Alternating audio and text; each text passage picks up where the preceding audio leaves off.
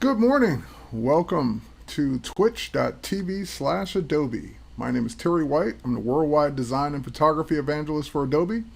It's my pleasure to stream for the next couple of hours. We're going to do two segments today, on one on design and one on Photoshop. So if you're watching the replay or the video on demand at Twitch, thanks for watching the replay. Note that this is a live broadcast that happens every Tuesday and Friday at 10 a.m. Eastern Time. That's when the first one starts. Then I switch gears midway through at 11 a.m. Eastern Time, and we're doing a 5-week series, 5 weeks series on Introduction to Photoshop. So this is kicking off week number 2 for that series. So today will be part 3. If you missed part 1 and part 2, which was last Tuesday and Friday, you can head over to twitch.tv/Adobe/profile, and that's where you can see all the video on demands of all the shows that happen here on twitch.tv/Adobe or on the Adobe channel on Twitch. If you just want to catch my shows, they're also on my YouTube channel at terrywhite.tv. All right, so because it is live, you'll see me do this a lot, where I look over at my second display here for my chat window, and I'll say hello, I'll answer questions. Because it is live, we'll do a lot of interaction with the people that are watching live and asking questions. So M3K Poker, today, the first part of today's stream is the art of typography. I almost said photography. That's what I'm used to doing. But we're going to talk about typography, tips and tricks in the various Adobe applications to make your type look better, just how to have good-looking typography overall, in general. Some typical rules that you might want to follow to make your designs look better, and one rule in particular that you never, ever want to break. So with that said, congratulations, Jan, on winning your CC subscription. So now they're even more. Now the streams are even more relevant. That's great, and it looks like everything's working well. And why don't we go ahead and get to it? All right. So for those of you who are live, thanks for joining me live, and for those of you watching the replay, thanks again. And let's go ahead and kick things off. So typography is one of those things that I don't necessarily consider myself a master at. I know good-looking typography when I see it, but just like good-looking design when I see it, I can pick it out. I can say this is good, this is not good, but I don't always have the what I like to call it, the idea of what I want from scratch. If I see something, I can copy it. I know how to use the tools in all the various Adobe applications to achieve the look that I see. So I get my inspiration from lots of different sources, just on ideas to start the design process. But even if I had to start something from scratch and I know the text that I want to put down, there are certain rules about typography that just, if you follow those rules, you'll 9 times out of 10 end up with something that looks better than someone who didn't follow those rules, or at least follow the guidelines. Now, of course, just like everything else, rules are meant to be broken as long as you know what you're doing. If you know the rule that you're breaking and you're breaking it on purpose in a good way, that's okay too. The type police won't come after you. However, like I said, there's one rule we never ever want to break. But outside of that, because I can't ever think of a good situation when you would break this one rule. But outside of that, everything else is pretty much fair game. So let me jump over to my desktop, and I'll give you guys some examples of type and some things you can do for your typography and things you can do to make your type look better. So with that said, let's switch over to the desktop here. Now I'm in Photoshop, but I also have InDesign open in the background. We'll switch over to that at some point. I also have Illustrator open in the background. We'll switch over to that at some point. So you will get a chance to kind of see that for the most part, all the things that we do in one program carry over to the others. So what I show you, for example, in Photoshop, most of which can be done in Illustrator, most of which can be done in InDesign. There are some things that InDesign can do and even Illustrator can do that maybe Photoshop can't do in terms of working with long text documents and stringing text together and things like that. But for the most part, the simple typography controls are now pretty. And now that Photoshop finally gets a Glyphs panel in one of the latest updates to Photoshop CC, it makes working with type in Photoshop that much better and that much more fun. All right, so let's see, where do I want to begin? I want to begin with having something to put our type on. Now, you can just create a blank document, but since we're in Photoshop, most people will put their type on a photo. In other words, they'll have some kind of background that they want to use for the type. One of the things that, before we open up a photo, one of the things that I want to point out is that even if you don't have a photo, there is a free add-on that you can get for Photoshop that will make creating an empty, nice looking background fairly quick and easy. So for example, if I were to just start with a clean, empty document, and instead of an artboard, we'll just do US paper, and we'll set it to 11 by 8.5. We'll make it wide. Okay, so this is just going to be a blank white document. Now that I got this blank white document, the tip that I want to show you is that there is an add-on called Adobe Paper Texture Pro. This is a free add-on. You can go get it from, oh God, where do we get our add-ons from these days? I always forget. Hang on, let's go to, yeah, there it is. Browse Extensions Online. So it's right there in the menu. If you go to Browse Extensions Online, that'll bring up your web browser, which is bringing it up in my other display over here. I'll pull it over in just a second. And it will take you to this page. When you get to this page, you can just scroll around and look around, but and it might even be at the top. Sometimes it is. But if I go to, what is it called? Paper texture? Paper texture.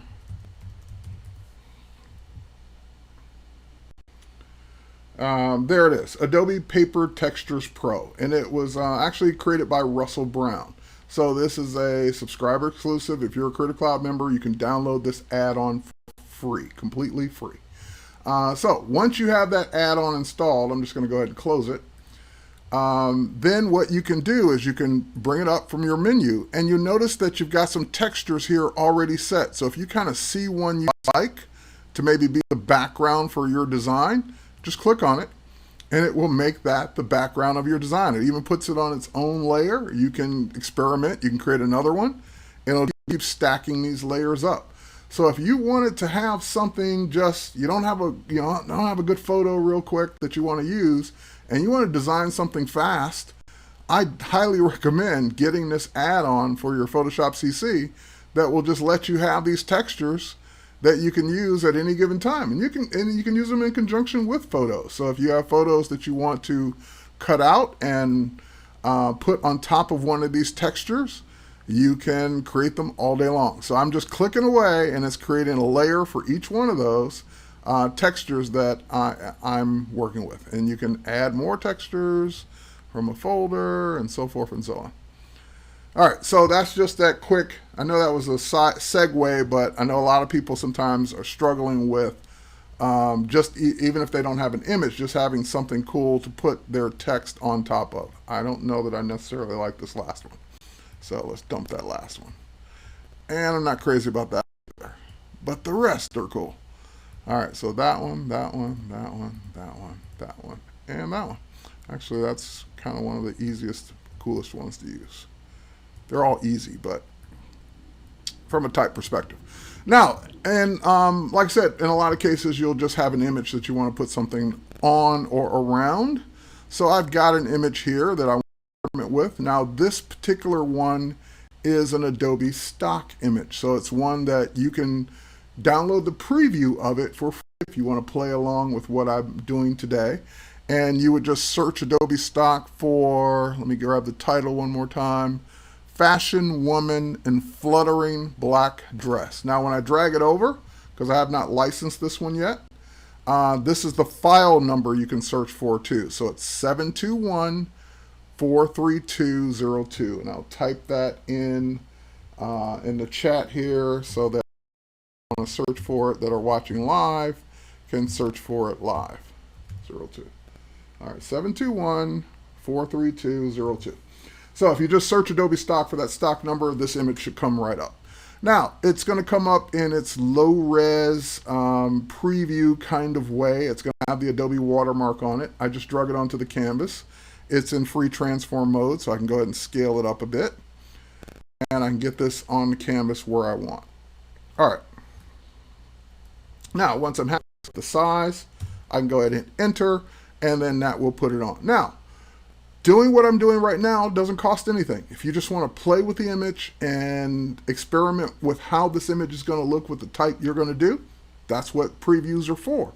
If you then decide, hey, I want to use this as my design or use this as my new brochure cover or whatever, then that's when you would actually go pay for it and license this image.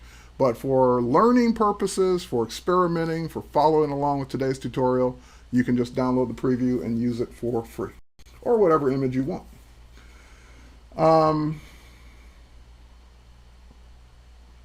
Question is, would I be allowed to use these pre-made textures for commercial use? How's the licensing with them? You can use them for commercial use from the standpoint of you're not reselling them as textures. As long as you're not reselling them as textures, there is no problem with licensing. In other words, I can't download them all and then put them on a CD or download and say, hey, I'm selling these textures for 50 bucks. That you can't do. But yes, you can use them commercially. All right, just checking to make sure that I don't have anything else that I'm missing here. Lots of different things people have been asking. Lots of interaction going back and forth. All right, I just want to make sure people are talking amongst themselves. That's okay.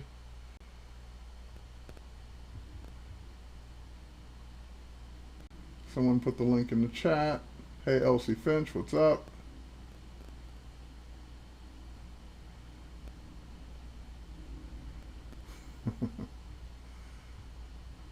All right.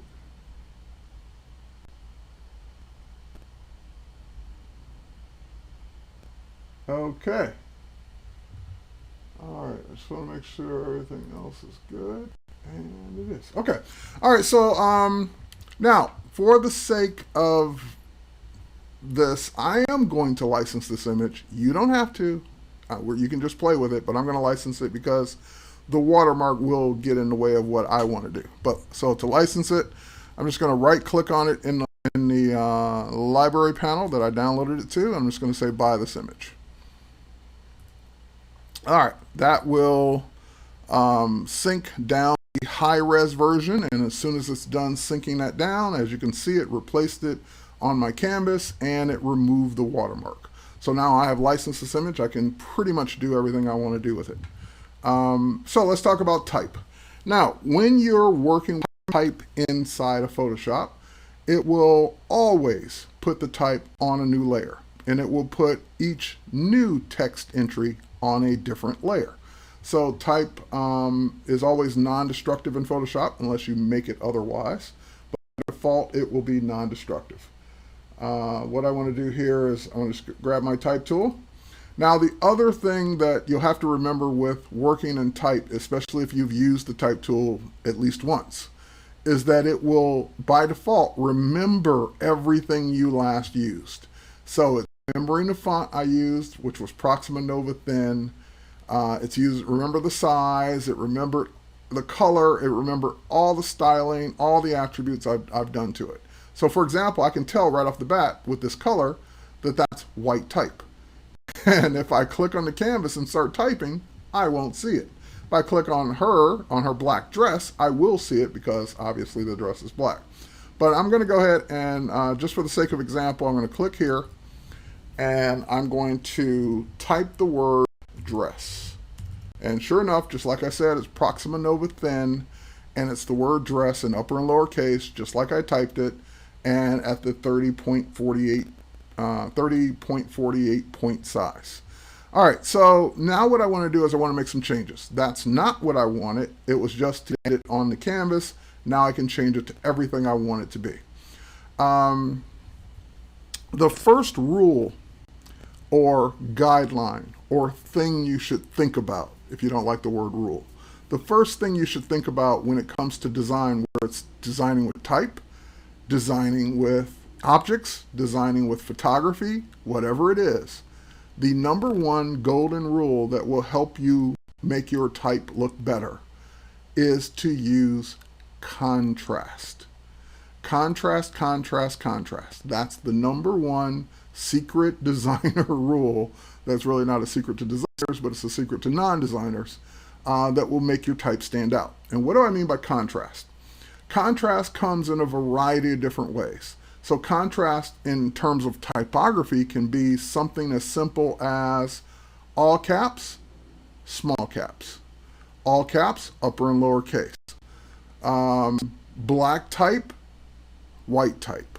Orange type, blue type, whatever. If you're going to have like 2 words or 2 sentences, they would be the exact opposite of each other. So if I use a heavy, thick, bold sans serif font, which we'll get into all that in a minute, then the next line might be a serif font that's thinner, that's smaller. So in other words, exact opposites or stark contrast from one to the other is usually what makes typography stand out. Now, with everything, you can do it a right way, a wrong way, a better way, a not so good way, so forth and so on. So even though you know to use contrast, that doesn't necessarily mean that people are using contrast in a good way. Most times they are. So for example, I want the word dress and maybe black dress. Maybe I want that too. But I'm starting with the word dress first. And right now there's some contrast right off the bat. The dress is, the word dress is on the black dress and it's white type. So that's standing out even if I just type the word dress. But I want to do more. So I'm going to go ahead and highlight it. And then what I want to do is change the font. Now, the font menus in Photoshop, Illustrator, and InDesign have gotten a lot more, a lot easier to kind of find what you're looking for. Because in most cases, even to this day, I've been using these programs for 25, 30 years. And to this day, I don't always know what font I want until I see it.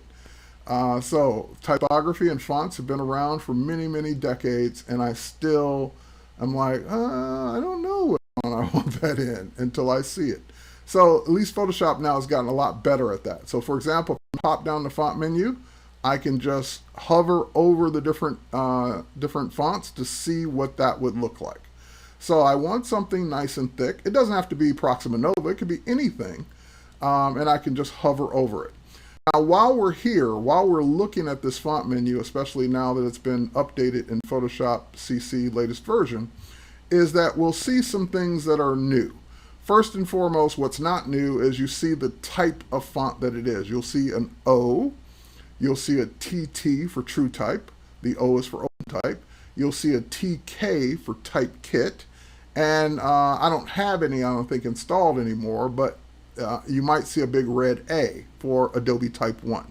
That's the older PostScript Type 1 fonts. I don't think I have any of those anymore, so I don't see any A's here.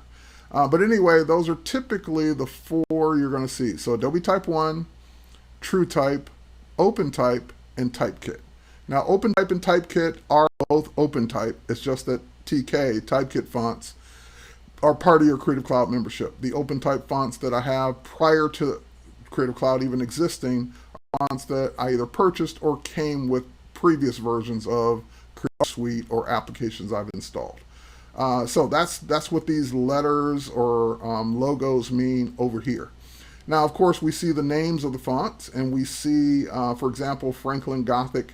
There's a regular, there's a book regular, there's a book italic, there's a medium italic, and medium regular and medium italic, and then we jump to the next font. You'll see the stars next to each one. These stars are to make favorites. So for example, if I like facet bold and I want to use it all the time, I'm going to click the little star next to it, and now whenever I go to my font menu, all my favorite fonts and recent fonts will be easily separated just by going up here and saying, just show me my favorites. So now that's showing me just the ones that I use, or not just the ones I use on a regular basis, but my favorites. So for example, Good Headline Pro Condensed Book is one of my favorites. All right, so I can turn off the favorite filter. And I mentioned this a second ago. The fonts at the very, very top, separated by this line, are the ones you just used recently. It doesn't mean they're a favorite. It doesn't mean that this list will always stay the same, because as you use more fonts over and over again, the ones you have used less regularly will start to drop off. Now, that's all good and fine. There's a filter for Typekit as well, so just show me the ones that I've installed that are part of Creative Cloud, because the good thing about these is that if I use them, they will also be available to any other Creative Cloud customer. So if any other Creative Cloud full or regular member, meaning that anybody except the people on the photography plan, because the people on the photography plan don't get Typekit. But anyone else would have access to these fonts. There's one more thing I was going to say. Filter. What's new here in Photoshop is also the ability to now filter on classes. So for example, I mentioned this a minute ago, serif fonts are the ones with the little serifs or squiggles on the character. So for example, if I say filter, just show me the serifs, you'll notice the S's have those little things at the beginning of the S and the beginning of the S and the end of the S. At the bottom of the R, the little legs that stick out. So those are called serifs. Sans serif means it does not have the serifs. Many of these fonts will not have those little squigglies sticking out. So even just serif versus sans serif is a form of contrast. Of course, we know what script is. All scripts fonts are listed then, the ones you have installed, and so forth. So black letter, monospace, handwritten, decorative. These are all different styles of fonts. Now, just before I forget, let me go over that. I said there was one rule that we can't break. One rule, if you break, it makes people cringe. It just makes people just sad when they see this. Anyone who loves type, and you know who you are if you love type, and you also know who you are. You'll know in a minute if you've broken this rule in the past. We go to script and pick any script. I don't care which one. Let's pick Lush Regular. All right, so Lush Regular, and we'll go ahead and increase the size of this just to make it bigger. The rule you never want to break when using script font is this. You never want it to be in all caps. That looks bad. It always has. It always will. So whatever you do, it's you can use scripts all day long, but do not put them in all caps. You can put any other style font you want in all caps except scripts. It just doesn't look good. Scripts were meant to be in upper and lowercase or all lowercase, but never all uppercase. So that's the one rule I'm going to ask you, please, I'm going to beg you, please don't break. And it doesn't matter which script you use. You can't say, well, oh, Terry, this script looks kind of okay in all caps, because it doesn't. And it just doesn't. So try not to do this. It just doesn't look right. It doesn't read right. It just doesn't. Yeah, so that's the one rule we don't want to break. Other than that, you can experiment with breaking rules, but that's one we don't. We don't put our scripts in all caps. We just don't. And if you do, it just makes you look like an amateur. So you can explain it away all you want and say, well, I kind of like this font in all caps. Everyone else will say you look like an amateur. And if you don't care what everyone else thinks, have at it. All right. So let's go back to all classes, and let's find, actually, now I'm going to go ahead and type in something that I want a heavy font. So when I type in, instead of the name of the font, I type in what kind of font I'm looking for. That will also just narrow the list down to show me the heavies. So I kind of like Ephra heavy. Fat Frank is always a favorite. Let's see here. I think I'll go with Ephra heavy for this. All right, so we got our font in place. I'm also going to change the color of it because I'm going to take off the dress. I'm going to make it black. And I am going to make it all caps for now. I may change that later, and that's okay. Okay, so now we've got our black type, and here we'll go ahead and make it a little smaller. Well, actually, before we make it smaller, there's something else you might want, two more things you might want to do when you're working with type in, at least in Photoshop and InDesign. I don't know if Illustrator has one or not. I think it does. So all three programs. I keep my workspace on essentials when I'm streaming because I'm doing an intro to Photoshop in 34 minutes. So I always keep it on essentials because we're just doing intro stuff. But note that there is a workspace for either graphic and design, graphic and web, or in the other programs, they actually have one for typography. So if you switch it to graphic and web, what that will do is bring up all your design panels and tools and things that are good for design. So you don't have to keep going and looking for them. Now, when you make a block of text large, like I just did, what will happen is that it depends on the font. Some of the newer fonts aren't as bad as some of the older ones, but it will depend on the typeface whether or not the tracking or individual kerning between the letters, which is the space between the letters or the space between all the letters of the word, will look good or not, the letter spacing. So what you can do to kind of, again, separate yourself from that beginner is look at it and say, well, the space between the D and the R looks kind of generous. The space between the R and the E looks kind of generous, like the previous. But the space between the E and the S looks okay, and the S and the S doesn't look so bad. So in this case, it depends on the typeface. The bigger it gets, the more exaggerated the space is between the characters.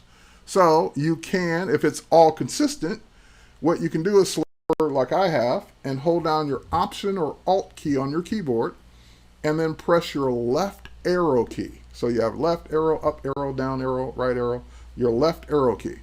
And that will adjust your letter spacing for the overall word. Now, see what happened? Because the S and the E kind of looked okay, when I brought the DRE closer, it screwed up the S's on the end. So in that case, maybe I want it to be kind of right there. Yeah, right there. But then I just want to adjust these individual letters. So I'll just put my cursor between these individual letters and do the same thing. Option left arrow key, or Alt left arrow key, and Alt left arrow key. And that way you can close up some of that exaggerated space in between the characters. I forgot what I was going to say next. Okay, but whatever it was, that will help you do it. Now, when we want this, wherever we want this text, and now, for example, it could fit there. I may or may not like the uppercase anymore, but that's up to you. The next thing we want to do is type in the next word that's going to go with this. Now, placement is also part of the contrast and it's part of the design. So I like the way that fits. I might want to put the next word in front over here and do something special with that. So what I'm going to do is, again, look at what I have so far. Big, heavy, font, dark, black, type. And now I want to put the next thing in as far opposite from that as possible. So what's the next word? Let's go ahead and grab our type tool. And notice, by the way, if we go to our layers panel, which is dress right down here. We go to our layers panel. It put the word dress on a layer by itself, like I said. So every time we type something new, it's going to put it on a new layer. So for example, I can click over here and I can type, or just click the text tool, and again, it's going to remember everything we just did. So it's an EFRA heavy 142 point black type, so forth and so on. And I'm just going to type the word elegant. Now, I didn't type it all caps. What I did instead, because what it allows me to do is if I type upper and lowercase, there's a command in the character panel called all caps. So that lets me toggle. That way I don't have to remember or type it in all caps and then, oh, later I change my mind, I don't like it in all caps, now I got to retype it. So if you get in the habit of typing either all lowercase or upper and lowercase, then you can toggle it back and forth at will without having to retype it. So it's best to type it in lowercase or upper and lowercase and then switch it to uppercase to test it, switch it back if you don't want it, as opposed to having to retype it. All right, so now we've got our word in. So now we want to turn off all those other things we did. We want to make it a different font. In this case, we are going to use a script. So I'm going to go ahead, I'm going to use one of my favorite scripts of all time, Bickham Script Pro. Bickham Script Pro is one of my fonts I've been using for years. It's one of my favorite scripts, one of like 3 favorite scripts. And it just got added to Typekit. So now there's Bickham Script Pro 3, which came out like literally a month or 2 ago in the Typekit library. And I'm happy because I was always using this font that Creative Cloud customers couldn't get without buying separately. Now it's part of your Creative Cloud. It's called Bickham Script Pro. All right, so I'm going to use Bickham Script Pro. And again, we don't ever want to see that. Ever do that. All right, so we keep it in upper and lowercase. And let's see. This one has a bold, but we're going to keep it regular. And now we're going to go in and make some changes. But again, oh, and then the other thing with the script, we don't make it uppercase, and we also don't try and adjust the letter spacing. We don't try and space it out or bring it tighter together, because those characters are designed to look like it was written in cursive. If you start messing with the spacing, it's going to look bad. Now, we can play around with a couple of different things. We can play around again with contrast. We already have contrast in terms of the fonts. So one's heavy, bold, sans serif. The other one's a script, thinner, lighter, smaller. The other thing we can play with contrast, of course, is color. So I'll go ahead and switch it to white since we're kind of doing a black and white thing here. And once I lock that down, I'm just going to move it so we can see it. You can play with things that are even overlapping each other. Now, in this case, it doesn't look right just yet. And I probably won't go with this. Now, I could make it smaller so that it might fit even on just one of the letters. That's a common thing people do, is they take the second word or third word and put it on top of the bigger, heavier type.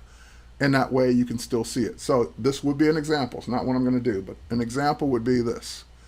Just free transform it down, make it smaller. Make it smaller yet. And I could do something like that or rotate it, since I've got more room on the side. I could do something like that. Now, the problem is the D loops down and kind of throws everything off. So I'd have to finagle it until I find a spot where we can see the whole thing and nothing's being cut off. So something like that would be another good example of contrast.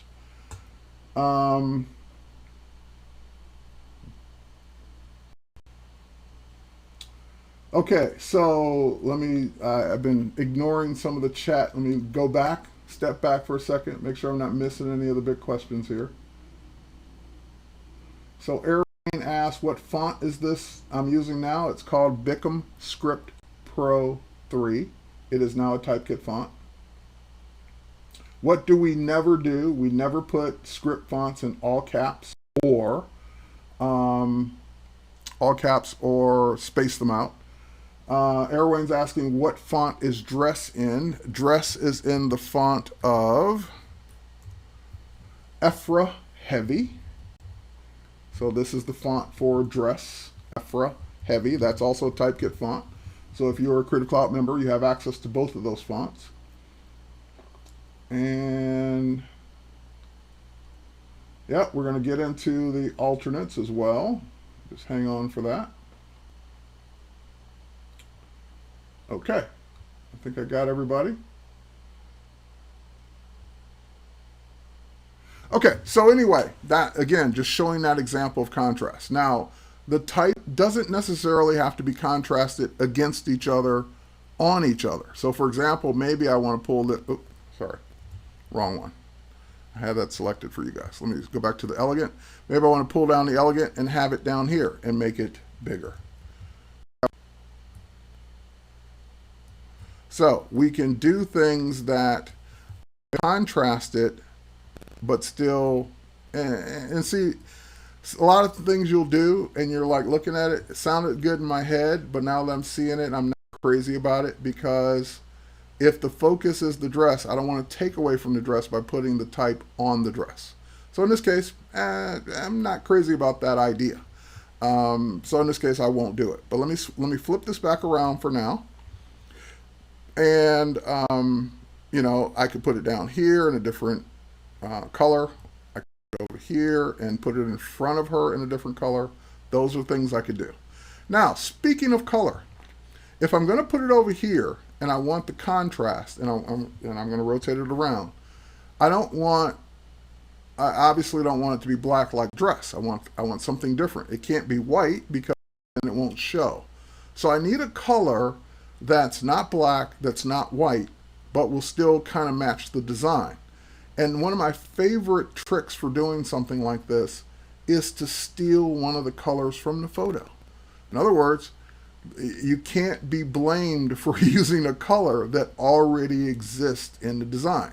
If I introduce some other new color, kind of weird color, if it doesn't blend or work well with the design, then it will stand out in a bad way. So standing out with a different color is okay, as long as that color works. And since I'm bad at picking colors randomly, my safety net for me is picking colors that already exist. That way I know I'm okay. So for example, the way I would do is to, let's see if I can do it with it selected like this. Oh yeah, I gotta apply that, hang on.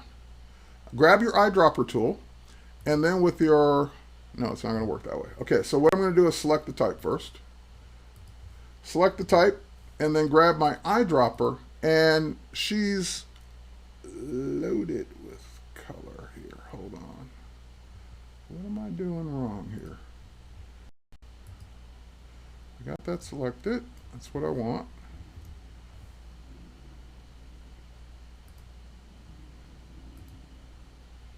I got my color, but I am not. Oh, because I'm doing it with the wrong eyedropper. Dear. Okay, so don't use that eyedropper. This eyedropper. When you click the color of the type, you're automatically in an eyedropper tool. So while you're in here, you're working with the color of your color spectrum. But if you move outside of this box, then you can select any other color in the document you want.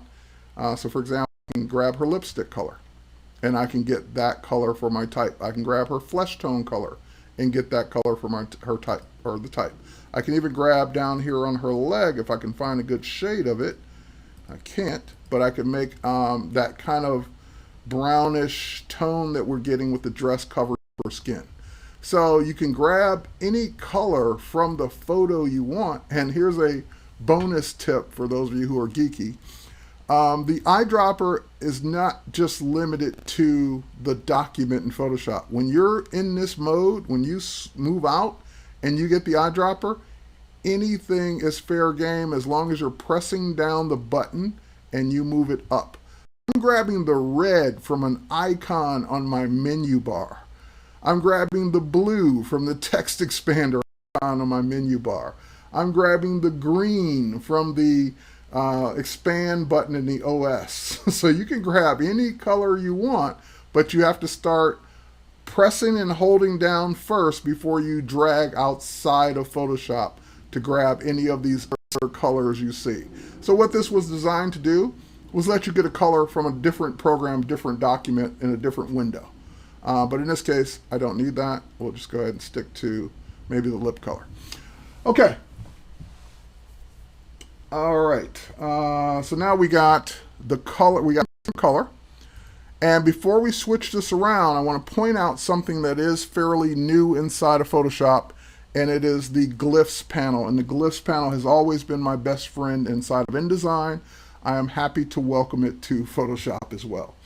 Now, this is another thing that will set you apart from everyone else that has the exact same software you have and the exact same fonts. Because this one little piece of knowledge, if they don't have it, then they're going to get what we just typed.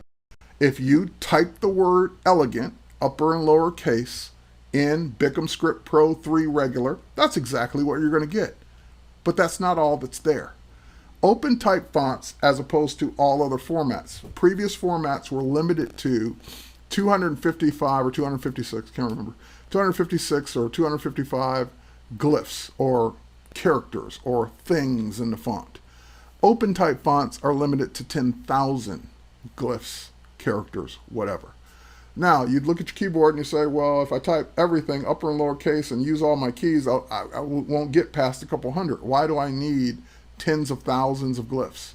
Because that allows a type designer to, instead of just designing one capital E, they could design 100 capital E's. They're all little different variations so that you can choose and choose each letter to be different so that your type, your logo, will be unique to everyone else's. No one else will have the exact combination that you created. So for example, if I highlight the letter E and I bring up my Glyphs panel, which is part of this workspace, you can go up to Window and grab it if you don't see it. But now when I bring up the Glyphs panel, I'll tear it off for a second. It will normally do this. It will normally just be on the entire font. So it will show you every single glyph in that font. But my favorite shortcut is to switch it to alternates for selection. When you do alternates for selection, it's like I nickname it the Vanna White feature, because it's it's like, show me an E, and then she turns over all the E's. So here are all the E's for this font. The one we're on by default, and if I want the other capital E, there's the other capital E, the one you don't get by default when you type a capital E. So if I want a different G, show me the G's. Look at all the different G's that are here. So this one has 1, 2, 3, 4, 5, 6, 7, 11 different G's in this font. Now some were obviously designed if the G was going to be on the end of the word. So that one wouldn't look good in the middle of the word. But some of these other ones might look good in the middle of the word, like that one that kind of loops all the way out like that. Or if we highlight the letter G again, we can get maybe that one that kind of loops around. So or just a longer loop. So you can experiment and design your logo, your look, and that one just loops a little further down. To be different than what everyone else is going to get that has the exact same font and the exact same software, because they don't know to bring up the Glyphs panel and try alternates. Okay. Only 10,000. Yep. Sorry. Only there has to be a limit, and in this case it's 10,000. So now we've got the T on the end, and I can experiment with different T's. This one kind of loops back. I kind of like that. Maybe not for this word, but I do like that T. It's a little too much. Maybe this one kind of loops around. And that one would be okay. So again, now you're just being a designer. You're picking and choosing. There's no right or wrong to this. It's whatever looks good for you for your text. See, I don't like that because it's kind of interfering with the rest. That one could be okay. I could get used to that. So now I've got yep, the Glyphs panel in Photoshop CC is now, like I said, one of my favorite panels, and especially when I'm designing with type. So now I can move this over. I can rotate this like we did before. And maybe I don't know if I want to rotate it now, but let's see what it looks like. It's okay if a little of this interferes with the dress, not too much. Something like that. So we can play, we can experiment, we can get different looks for our designs just by playing around with different type. And of course, the other trick that people might use is, let's say that we undo that and we put it up here.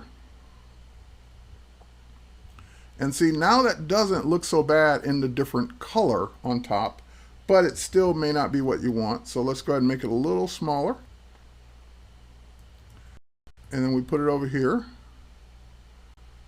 Kind of align that a little better, maybe match it up more with the R.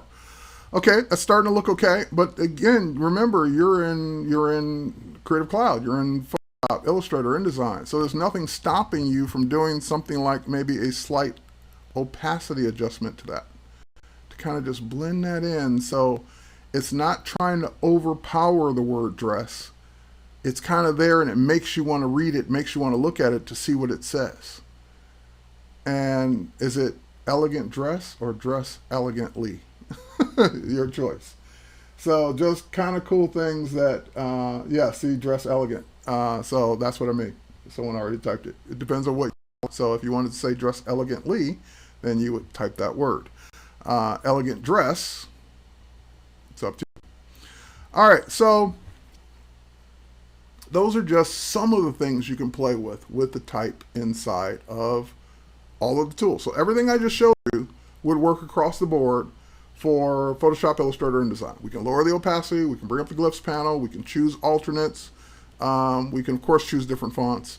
The font searching, favoriting, and all that I think is now a part of all three. It was first in InDesign, Illustrator most of it, and I think it now has all of it, and now Photoshop has it as well. So it doesn't matter which one of these you're playing around in, you can have that kind of effect. All right, I got another example here that we're going to do, and I'm going to introduce another kind of thought process to this. Let's see, I'm in a different workspace, so I don't know if I have I don't see it. Let's bring up my libraries panel. There's the libraries panel. All right, the next one we're going to do is, let's see, I have this document here. I think I played around with this document once before. This is another stock photo. It's jewelry and beauty fashion photo. So if you want to search for that, you'll probably find it in Adobe Stock. And obviously the emphasis here is on the jewelry. So maybe down in this area the customer wants to put the name of the jewelry store here. Now I'm seeing, I just wanted to make sure that wasn't on my monitor. I'm actually seeing a spot right here on the dress, so let's fix that real quick first. Or the blouse or whatever she's wearing. What am I in? Oh no, it's turned off that tool. All right, here, let's hit the letter J. Yeah, it's completely gone. So this is the problem with custom tools, especially in a workspace, is that in this case, there's a tool missing that I want. So I'm going to go and find the spot healing brush. There we go.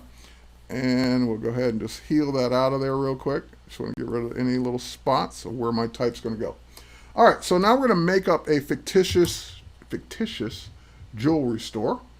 So again, it's going to remember everything I just did. So it's in BikMScript Pro, the peach color with 142 character or 142 point, and let's see, let's just use the name Jacobs. That's the name of our jewelry store. So let's use a different font since we kind of beat up on BikMScript Pro in the last one. Let's use a different font, but we're going to still stick to a script. So let's see what other scripts I have. Lush Script is another favorite of mine. Lush Script regular, display, don't like that one. What else do we have here? Zafino is always a favorite back in the day. I used to use that a lot. Brush Script is kind of overdone. Edwardian Script. All right, we'll stick to this one. We'll try Edwardian Script. Now this one is, I don't think it's a typekit font just yet, but find the script of your choice. And we're going to mess with this in just a minute, but we're going to get the rest of our text in place first. So the next thing we want is the word fine jewelry. So I'm just clicking over here to be out of the way so it doesn't think I'm trying to edit that. So it can be anywhere else on the canvas. And I'm going to type this in all, actually, no, I'm going to follow my own rules. Fine jewelry. And of course, we don't want that to be the same font, same color, same everything. So we're going to make this one a, let's see what's, I barely ever use serif fonts. Actually, no, what I want to do is here. I want to do serif. Oh, wait. I kind of liked Adobe Garaman. Is there a, no, there isn't. All right, let me filter it down to Typekit so we're using the ones that you guys can get. All right, now again, there's no right or wrong to this. This is all by taste. It's all by whatever you choose. I kind of like that one. This is called Orphanus, if I'm pronouncing that correctly. Orphanus Pro Regular. All right, I kind of like the way that looks. And now my decision is, do I like it in upper and lower case, or do I like it better in uppercase? So I can quickly see. There it is in uppercase. And we're trying to make the jewelry look expensive. So a lot of things are more expensive when they're in uppercase serif. All right, so let's keep it uppercase for now. We're going to make it smaller. Nah, you know what? Now that I made it smaller, I can't choose. I can't decide. Maybe it's I don't like that font. Let's try a different one. Because uppercase and lowercase looks different depending on the font. And I may not like it as much. That one's okay. That one, no.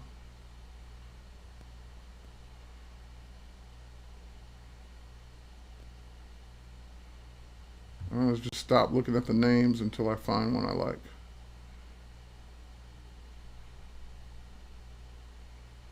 Is there a regular for that? Okay, we'll stick with that one. Okay, for the sake of time, we'll go with this. Still may not be my favorite, but we'll go with it for now. All right, so we're going to move that over. And now, positioning here, I want the word Jacobs to be the longest item. So the word fine jewelry has to fit underneath it and fit.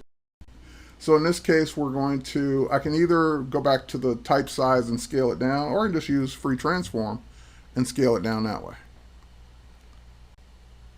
All right. Now that we've got that in place, the next thing you might want to do is a lot of typography and a lot of design and today is done with separating things with other objects. So something as simple as a rule. I don't know if I have my line tool here, so let's go find it. There's the line tool. And we're just going to go ahead and hold down the Shift key and draw a perfect, not an arrow. So we got to make some changes here. First and foremost, I want that to be thinner. And I don't want it to have the arrow on the end of it. So let's try another one.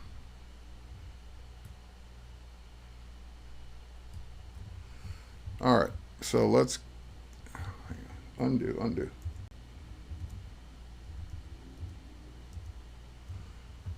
One more time. No arrow on the end, and I want the weight to be, let's change it the wrong weight. No fill, 2 points. Shift key, and now we got our line. The thing is, I don't want the line, I want the line to be a different color. Let's go ahead and make it white. And now we'll move that line up and put it right there. And it's a little too short.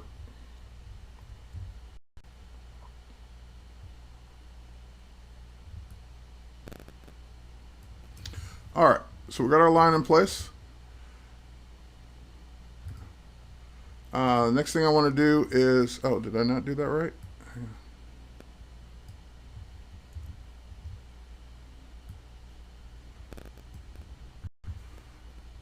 Okay, next thing I want to do is obviously we want to make some color choices because we just accepted the defaults from the last one. Let's go back to Jacobs And let's go to our type tool. We'll highlight the word Jacobs. And now again, we can use the same technique. We can grab a color from the document. We can use a swatch. We can use whatever we want. We can mix a color. But I kind of like stealing colors that are already in here.